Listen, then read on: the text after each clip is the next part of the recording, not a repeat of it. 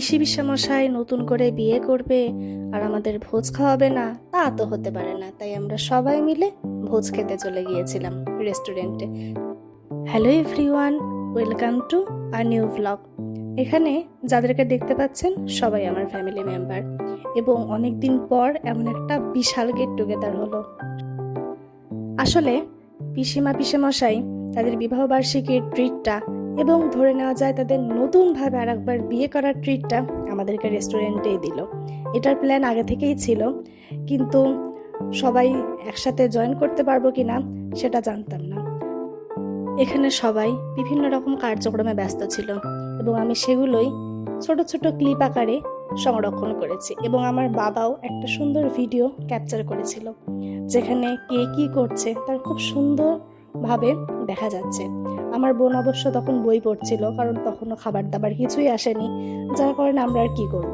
তাই আমার বোন বই পড়ছিল, আমিও আমার ভাইয়ের সাথে গল্প করছিলাম। তারপর চলে আসলো খাবার।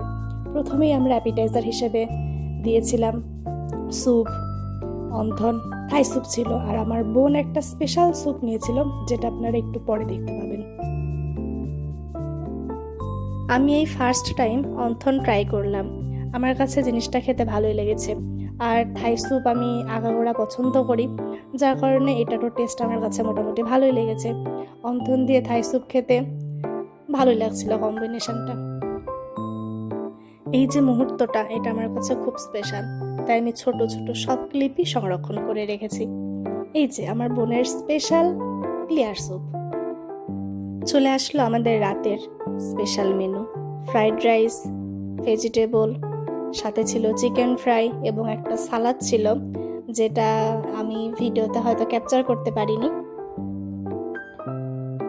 এখানে আপনি সবাইকেই কম বেশি খেতে দেখবেন, শুধু আমার মাকেই খেতে দেখবেন না, কারণ উনি চাইনিজ খাবার এবং স্পেশালি বাহিরের কোনো খাবারই খান না। উনি হোমমেড খাবারই খান এবং সেটাই খেতে পছন্দ করেন। তাই জন্যে উনি এসেছেন আমাদেরকে সঙ্গ দেওয়ার জন্য। উনি না আসলে আমাদের কারোরই ভালো লাগতো না।